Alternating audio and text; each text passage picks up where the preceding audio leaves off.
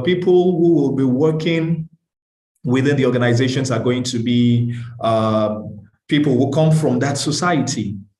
So I'm just going to talk about the six dimensions of national culture and the sixth dimension of organizational culture. And this will help us understand some of the tools I will be showing us in a bit.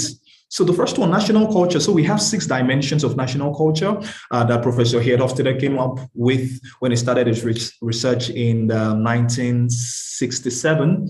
And we have been responsible for validating this research year on year and to make sure that it's still relevant and not outdated. So the first one for national culture is power distance.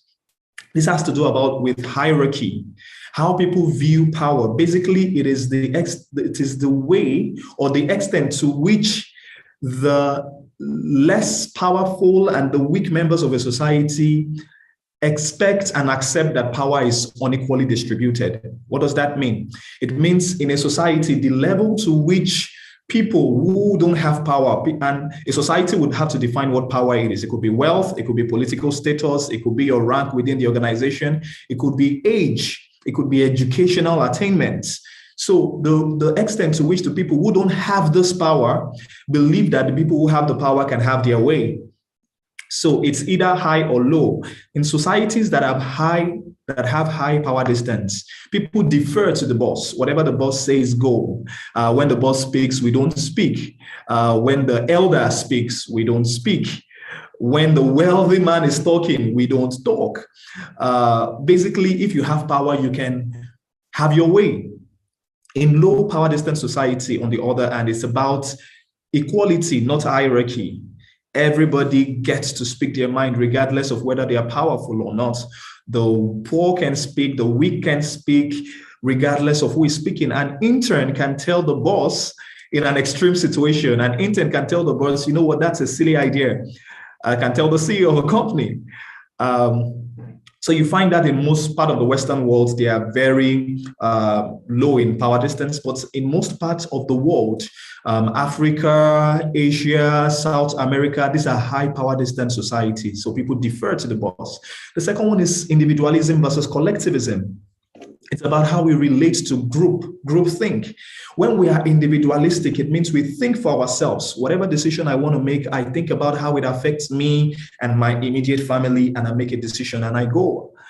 When we're in a collectivist society, what the group thinks about us matters to us. We don't want to offend the group. We don't want to rock the boat. We don't want to upset the status quo. So in an organization that is dominated by people who are collectivists, nobody will speak up against the department, for instance, against the team.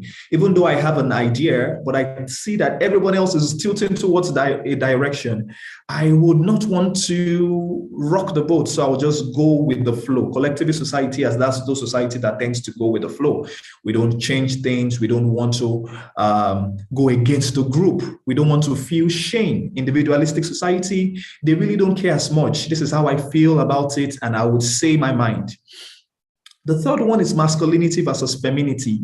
It's not about genders at all. And we've been criticized about this term. I know we're doing some work in seeing if we can revamp the terms, but it has to do with achievements, the drive for motivation. Masculine societies are those societies where there is a strong drive to achieve success. There is a strong drive for performance. Feminine societies, on the other hand, is about caring. It's about consensus. In masculine societies, we will tell you to be the best. In feminine societies, we will tell you to do your best. Did you do your best? You did not achieve the target. It's fine if you did your best. But in masculine societies, I don't care what you did. You did not achieve the target, so you have failed. Uncertainty avoidance is how we deal with ambiguity. In low uncertainty avoidance society, we are not so worried about what the future holds. We are not very apprehensive about not knowing how things will unfold. We have this mindset of, you know what, when we get to the bridge, we'll cross it. Let's not think about how we'll cross the bridge when we're not there yet. So we are not anxious about the unknown. In high uncertainty avoidance societies, on the other hand, we want everything planned. We want to know the details of everything. We have contingency plans for our contingency plans because we don't want to leave anything to chance.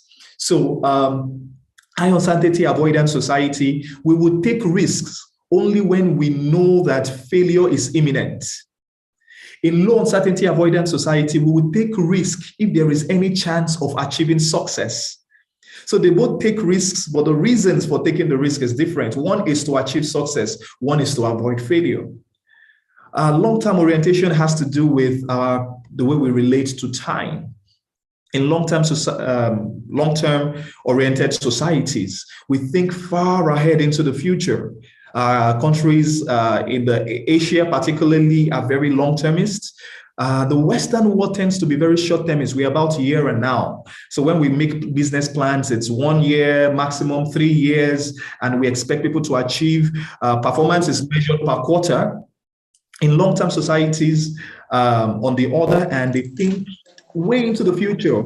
There is a company in Japan that has the contract to clean a temple, and the contract is for 200 years. And the contract is renewable every 50 years. So that is how they think. They think way into the future. And the final one, indulgence versus restraint. In indulgent society, it has to do with relation to pleasure. If there is something that is going to make me happy, how often will I do it? Will I do it over and over and over again? Or will I be restrained to be like, you know what, I know I can do this, but I'm not going to. So indulgent society, we indulge. Restrained society, we are more conservative and we are restrained in the way we express our emotions, our appetites, and things like that. Now, that is the 6 dimensions of national culture. Now, the 6 dimensions of organizational culture, effectiveness, it talks about how we measure what is more important to us, what we do or how we do it. So if what we do matters to it, means we are goal-oriented. We're about the results.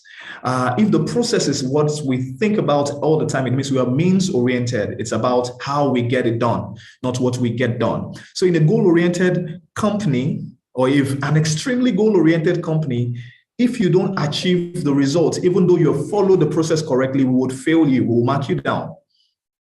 In a means-oriented society, if you get the results that we expect, but you did not follow the process on the extreme, you did not follow the process, we would say you have failed.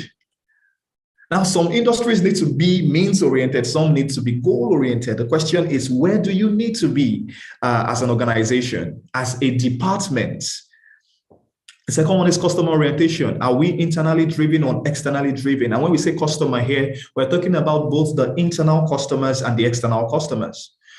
So when we are internally driven, we believe as an organization, as a team, as a department, that we know what is best for our customers. And the customers should typically be happy that we exist, and they should accept whatever we give to them. It's just like the Ford GT when it came out in the 80s. They had this interesting advert that says you can have it in any color you want as long as it is black. So they are basically telling you all you're going to get is black. When we are externally driven, we are always looking for ways to please our clients, our customers. We would make different variants of the same product just to please different demography of clients, of customers. So we are always out there listening. What do they want? How can we meet the client's need? In the extreme of externally driven, we would give the client whatever the client wants, even though we know it's not in the long-term interest of the client. So that is in the extreme. A case in point will be Apple versus Samsung. And I'm not going to go deep into that. Apple has been termed to be a very internally driven company. Their customer orientation, because they basically give you maybe 3 products a year. So maybe the iPhone 11, iPhone 11 Pro Max, and iPhone 11 one more. That's all comes out in a year. It doesn't even come with a manual. They don't give you a charger. So basically they're telling you, look, you should be happy we exist, that we are even giving you this phone in the first place. Samsung, on the other hand, will give you the A series, the S series, the M series, and there's going to be A32, A52, A73. Like they want to please a huge variant of clients. So that's a typical example of how organizations can be either internally driven or externally driven. So there is no right or wrong. Apple is succeeding. Samsung is succeeding. It depends on what works for their strategy. Now, the third one is control. It's about how we do our work. When we are easygoing, it means we are flexible. We allow people to structure out the way they will deliver their work. We are open to flexi working, flexi hours, remote working, hybrid, and all that. We give people targets and deliverables, but we let them figure out how they are going to deliver it. When we are strict or we have tight work controls, we not only give you the tight schedule, the deliverables, we tell you how to deliver. And trying to rush for time now. The fourth one is focus.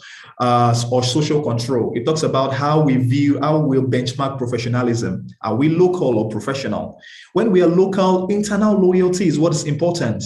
We would be loyal to our boss rather than the organization. We would not speak up. We would not criticize our boss's idea, even though we have a better one, because we do not want to hurt the feelings of our boss. However, in a professional organization, we're a learning organization, we allow the best ideas to supersede every conversation. So people can be critical. People are loyal to the business, not the boss. So that's the difference. Approachability, open or closed. If we are open, information is accessible, bosses are accessible. When we are closed, information is on a need-to-know basis, and bosses are basically inaccessible. And the sixth one, management philosophy. Are we work-oriented, where we only focus about the work, not the employees? The employees are only as important as the work they do. Or are we employee-oriented, where we attune the needs of the work climate to suit the interests of the employees? So we are always looking for ways to help our employees. So let's go into some of the tools and see how this play out in the real world. And of course, I know Celine is going to talk a bit about our organizational certification course coming up.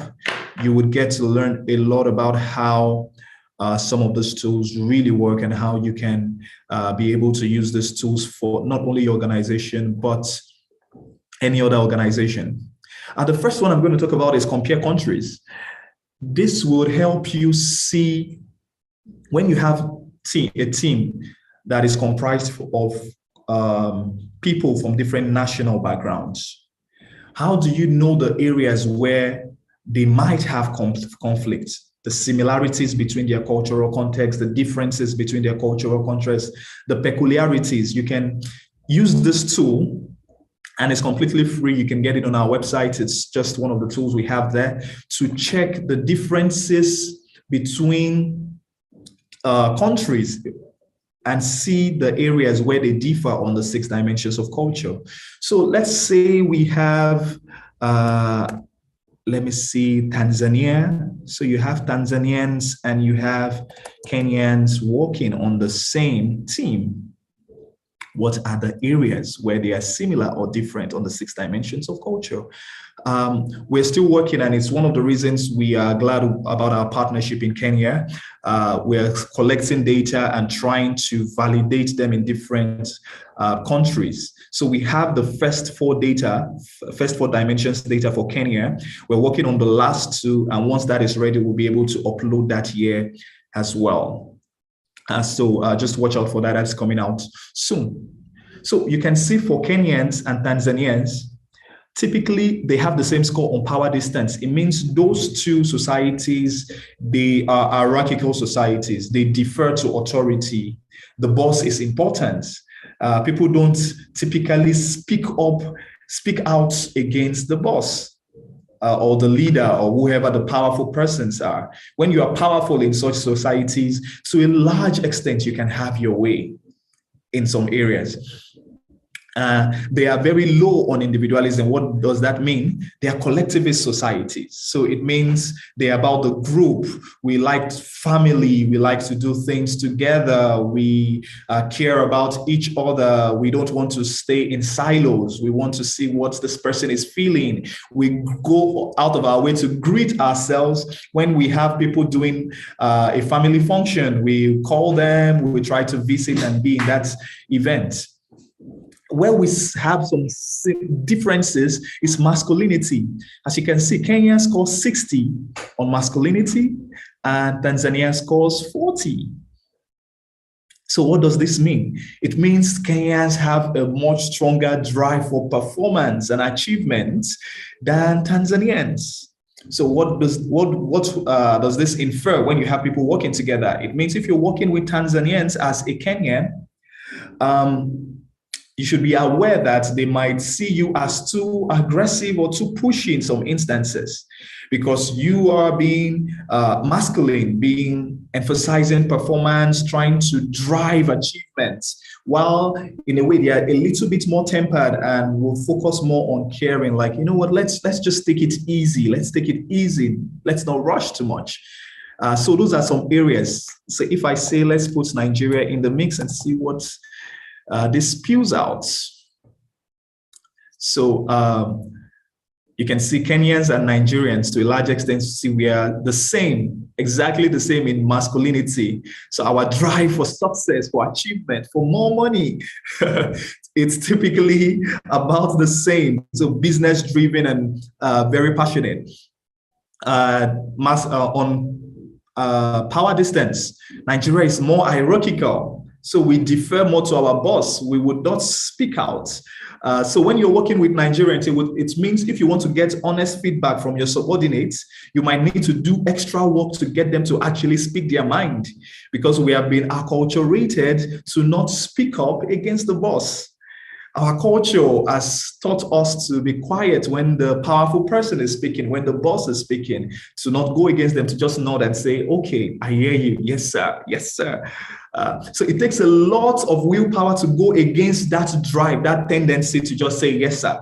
For us, and many of us in the corporate world that now speak up and we, criticize ideas within meetings, we know the work sometimes it takes us to overpower that innate urge to just be quiet and just go with the flow. So it's one of the areas this can help you. And you can see Nigeria scores very high on indulgence. So it means we like to party, we like to indulge, we like to spend money on expensive things, we like to drink, we are indulgent society. We're an indulgent society. So it means when you're working with a Nigerian and you want to motivate them to work, just look for all these factors and put it in your phone and say, if you can deliver this, you get to do this. And you see the Nigerians will be driven because we are indulgent. It means when we want to work, we work really hard. And when we want to play, we play even harder. So that's typical of indulgent societies. And someone from Tanzania working with a Nigerian might find this absurd and be like, why are you indulging so much? Does everything have to be a party? Does everything have to be? And you can see even in the way I'm talking, expressing myself, going all out and moving my hands.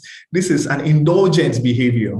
It's opposed to a restrained society when I'm just talking in a low volume and just hoping everyone is going along and my hands are folded on my chest and I'm restrained. So it's one of the tools you can use to compare the culture of countries. You can have, I believe, up to 5 countries lined up side by side. As you can see, I added South Africa to the mix. South Africa, the clear area you would see for the difference is in dimension 2. They are much more individualistic than the other countries I've put here, than Kenyans, than Nigerians, than Tanzanians. So what does that mean? If you have a South African in the team and you see them just sitting in a corner and just doing their work and carrying out without interacting with everybody else, it's not them being arrogant. It's not that they think they are better than the rest of us. They are just individualistic. They're about themselves, not being selfish, but they have been raised to focus on the individual. What they believe about themselves is more important than what the group thinks about them to a large extent. Okay, I saw a chat. I thought it was a question. I wanted to see that. Yes, thank you, Charles. It is true. Indulgence. Maybe this is why the movie industry has succeeded so much. Maybe we don't mind sitting in front of a screen all day and doing nothing if you give us the chance to. But of course, we have to work. Now, the second tool is We call it the click and learn. It's about the organizational culture. And this as well, you can get for free. So if you click on it, the 6 dimensions of culture, organizational culture I mentioned earlier, you can see what they really mean in an organizational context. And you can know what the different bands represent for you or for a business or for your organization or for your team. So you can see the 6 dimensions lined up from organizational effectiveness to management philosophy. And we have the other semi-autonomous dimensions, acceptance of leadership style and identification with the organization. But I'm focusing on the 6 autonomous dimensions for organizational culture. So for instance, if you're trying to think about organizational effectiveness, how goal-oriented should we be, or how means-oriented should we be as an organization? This is a tool that can help you. So I'm going to click on the first one and use this as a case to explain. So this is organizational effectiveness, and we can see the 2 ranges, the means-oriented versus the goal-oriented. And you can see this band, the red band here. If I click on it, it's going to give information about what this band represents and what it means for any culture, any organization that finds their culture in this window. So if your culture, for instance, on dimension 1, organizational effectiveness, is between 0 and 45, it means that there's a lot of focus on short-term bonuses. People don't do what they promises. There's corruption amongst managers and professionals. There's harmful internal competition. Each one is their own kingdom. So the IT believes this is our kingdom. The sales believe this is our kingdom, and we're just against each other in the organization. And there is self-aggrandizement amongst top managers due to past success. So what are some examples? In some instances, you'll find clarification, implications, and examples. There are some instances where we don't have all 3 stated, but in other cases, you would find them. And we painted it red because we usually advise organizations, please do not allow your culture to fall within this band. Regardless of what your industry is, regardless of the strategy you have, you cannot have your culture be here. Let's see some of the examples. And that's that we have here. So in all likelihood, the banking crisis has been caused by cultures in which behaviors described in area A has been institutionalized. System banks are become too big to fail, which in a way gives them a sense of monopolistic power. And not that monopolies should have such dysfunctional cultures, but if they have, then the question is, who will stop them from misusing the power of their own advantage at the cost of the organization concerned? So you can find examples of instances where this kind of culture has played out in real life. If I go to the next band, the B band, so if your culture falls within 35 and 45, it means there are many rules and regulations. There's a lot of repetitive work. We want as few surprises as possible, and we don't want to run any risk. We have continuous monitoring, and you see some clarification there. So in the case of more intermediate position, going in the direction of 50, one cannot always predict the characteristics that describe such areas. So you get clarification on what this cluster represents for an organization. So a nuclear power plant should have its culture here, because as you can see, many rules and regulations, few surprises as possible, continuous monitoring, preventative maintenance. So many of the manufacturing industry will want to be here. So this also applies to factories where there are very flammable or inflammable toxic chemicals are being produced. So we do not want people to take a lot of risks or take any risk at all. Then this is the culture we need to have when we are trying to avoid risk at all costs. If you fall to the C band, it's a mixture. It's like in between B and D. We have many rules and regulations. We have repetitive work. We want as few surprises as possible. So B says we don't want any surprises, but here we want some surprises. We don't want to run any risk. What is the implication of this? As more and more repetitive work is being taken over, both regarding administrative tasks as well as tasks on the shop floor in factories, cultures should ideally become more goal-oriented in all such cases. So as you have, it's talking about when you have a lot of repetitive tasks and usually administrative, you might start to think of how do we tilt towards being more goal-oriented by things like digitization, automation of some processes to help. Something similar applies to the chemical industry. If the company wants to move from bulk chemicals to fine chemicals, long continuous production runs have this kind of culture as well. And some examples. So ideally, the culture of central bureaucracy. So if you are the central bank of a country, you might want to have your culture here, because bureaucracy, while it has become a dirty word in today's day and age, is still important for institutions to run in some instances, especially when you're a regulator. And some subcultures within an organization will need to be this way. Audit firms too cannot be very goal-driven, because as a function, you need to be a bit tempered in how goal-driven you are, because it is a control function. So we cannot be so goal-driven. So as a consequence of disasters can happen, as in the case of the firm Henderson that got disbanded because they were really goal-driven. And the final band, you will see the characteristics that we're entrepreneurial, we're working smart, we're creative, we're productive, trustworthy, inspirational leadership, and every day offers new challenges. And you can find what the implications are for this culture type and the kind of examples that should have this kind of culture. So advertising companies can be very goal-driven. Whatever we need to do to get it done, we will do it.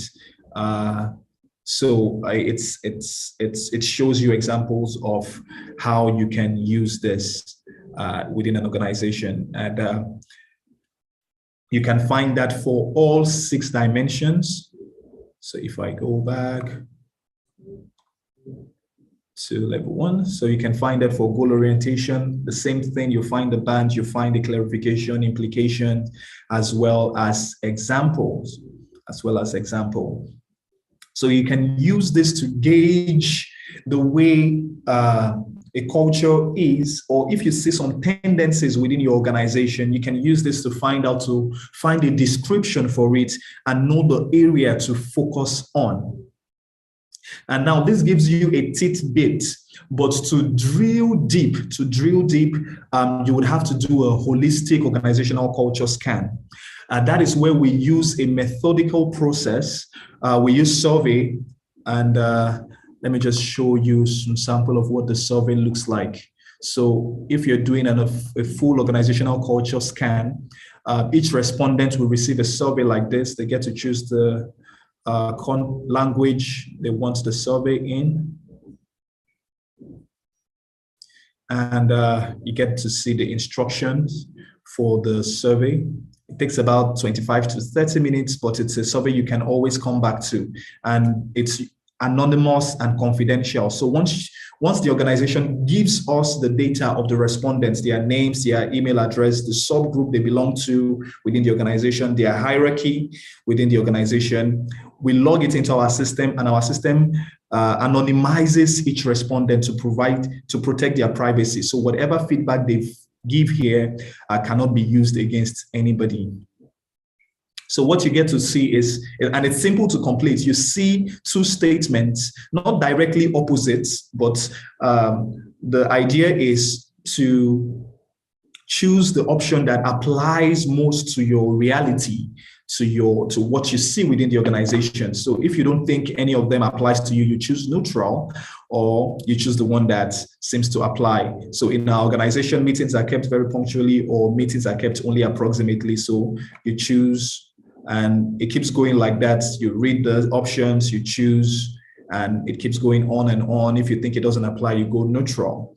Now, what this helps us do is, the questions have been so structured that it helps us map out the organizational culture profile of an organization on the 6 dimensions of organizational culture. So you're able to see what the culture looks like. And not only do we do not stop there, we go ahead to engage the leadership of the organization.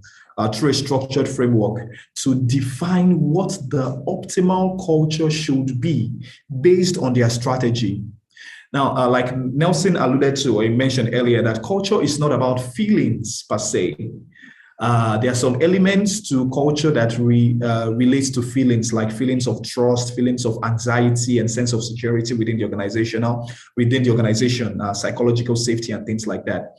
But culture is a strategic subject. It's about strategy. It's about what we are trying to achieve as an organization. And I'm just trying to show a sample of what the report would look like after we have measured the organizational culture with the survey, and we have determined the optimal culture with the workshops with leadership of the organization. You're going to see the organizational culture profile.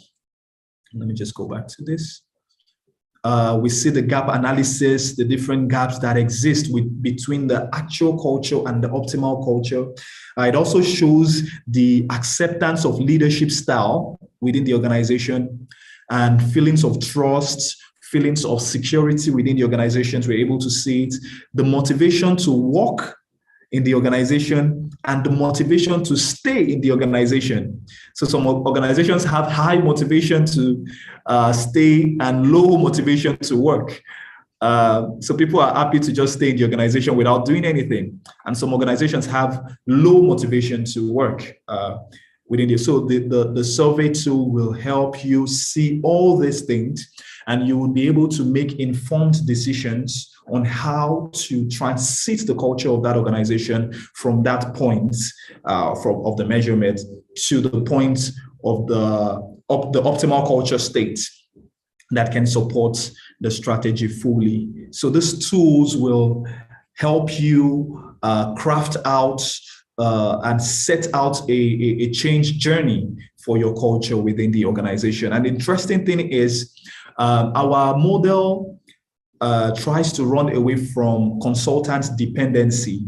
So what that means is we try as much as possible to equip you, the internal consultant, the HR practitioner, with the know-how and with the tools you need to drive this by yourself, because we believe culture change should come from within the organization. So the certification we do will give you full knowledge on how to read this report, how to carry out the survey, how to use the tools, and how to use the licenses to drive the survey, and also how to understand cultural frameworks, how to see cultural tendencies within the organization and know what to do about it. So when you see power distance or collectivism play out within the organization, you know what it means. For instance, when you travel abroad within your organization, and I know this is typical, but I can check, maybe it's different in Kenya. So you travel to the UK for a training session and you come back to your team. People expect you to come back with something. And what's that? Maybe in the chat box. Some people want to see you with a watch, to bring them a watch, a bell. Bring them a watch, bring chocolates. Yeah. And when you don't come back, when you come back from that training and you don't bring a gift to anybody, how do they feel? Or what do they do to you? You are seen as somebody who is very stingy. Stingy. Very stingy person. He traveled all the way to UK. We sent him on a training, didn't bring chocolates for us. It's never going again. This person, we will send somebody else later who would know how to bring chocolates for the rest of us. So that because it's a collectivist mindset. Like, we're together. Why would you not bring it back? In an individualistic society, they might not care. They would not care. They would just be like, why are you giving me a gift? Like, no, I traveled. I'm coming back with a gift to you. Like, well, I don't need it. Maybe you should keep it. So you're able to see these tendencies within the organization, know what sponsors them, and know how to deal with them. So someone says you come back with a different accent. That's interesting. True.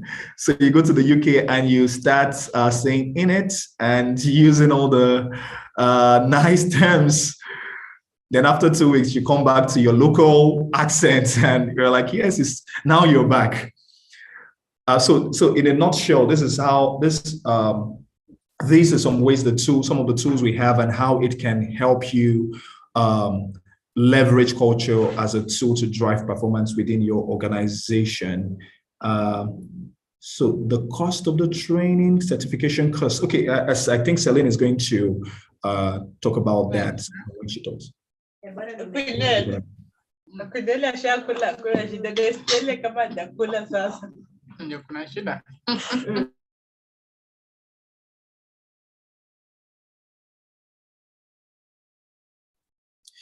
Thank you, Anne. So over to you, and I'm happy to answer any questions.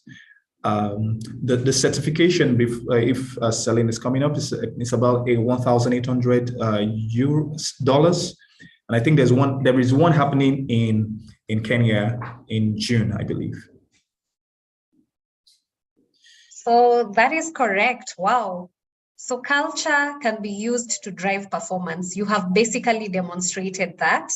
And the tools were so, okay, from my perspective, I found them to be quite realistic. They give like what is important, they explain and the best thing about it is they just not only gives you like the reality or the situation, but they also give you ways on how to leverage on the feedback to improve performance through organization culture. So I've not seen any questions in the chats, and I'm glad I can see guys just engaging. That shows that they were quite, what do we call this? That they were quite intrigued by what you're saying. And Charles Leongo, I like your comment. Individualism is so true with Western-based countries. They don't understand why we have to engage and spend a lot of time and money in social events like funerals. True story. Them, it's during funeral, a day or two, 3 to 5 people, that's done.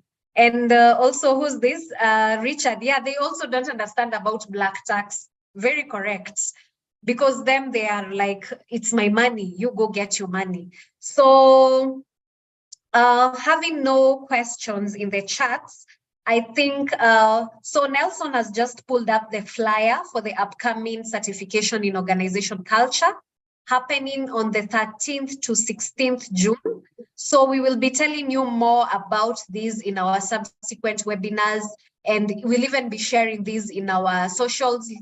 Check out our LinkedIn handles, check out our posts in the various WhatsApp groups that we have. But if you can afford it, this is a must attend session, because you've seen how much power organization culture has when it comes to driving performance. So allow me to hand over the session in the interest of time. I'll hand over the session back to Nelson. And thank you, team, for being quite engaging. Thank you for asking the questions, and thank you for just being an amazing team. We have consistently maintained the 50 and above number throughout. So that shows the session was beneficial to you. So I've been your moderator for the session, Bahati Ann, and as always, it has been a pleasure doing this. So Nelson, back to you. Okay, thank you very much, Anne and Michael, for that wonderful presentation that you've just done.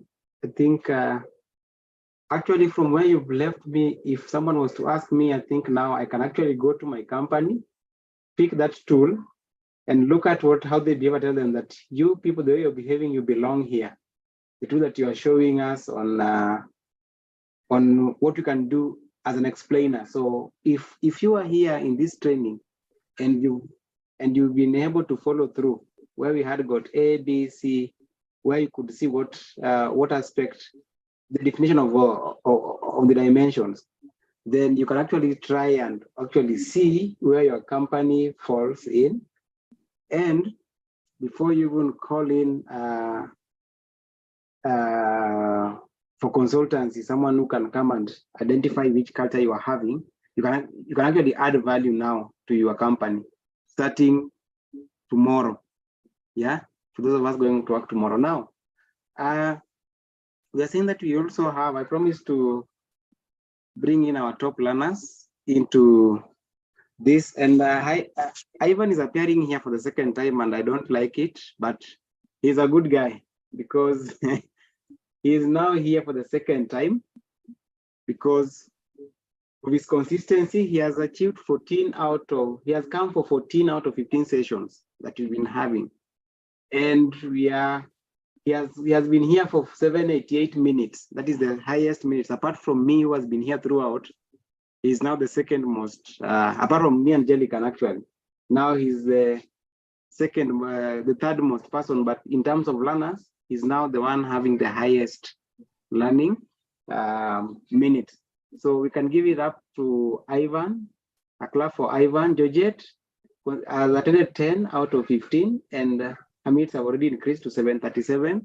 So she has been here for long periods. And if you check in her attendance, is that nowadays when she comes in and learns for more than 30 minutes. There are people that who are with us for more than 30 minutes and above, that means and above. So these are them. So Lydia is also appearing here for the second time, and Lydia has attended 12 out of 15, so missing only 3 and having 680 minutes. So this is a good show, and special mention to Boniface Musembi, who's just coming close to Lydia, but now he's not top 3. Yeah. So as you always do, we'll be awarding them with the airtime so that they can actually keep on coming.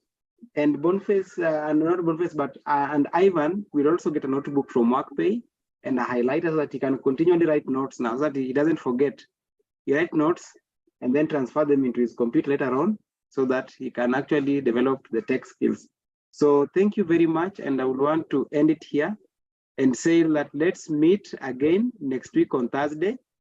If you're looking to learn anything technology, here, this is where we are, and research has been done. And you can see the good thing that research is doing to us is that what Michael Davis has just presented here is based on research, and technology is now enabling him to actually give us a comparison. Imagine when he had to draw a graph for us about Nigeria and Kenya. Now just click of the button, just add. He's just adding Nigeria to that, and then you can see the values coming up. So tech only works with the data, and that's why we are combining two things: technology and data in HR. And how does it make sense to us in HR? So keep it here. This is the best place that you can always be to get knowledge on HR tech. Thank you, and have a good night. For those of us who are fans of Manu, we are winning again tonight, so don't worry. I know Anne is laughing. So thank you. It's good to keep the hopes alive. Good night, people. Bye, everyone. Thank you. Bye, Bharti. Thank you. Bye. Enjoy your good soup. Thank you. Good night.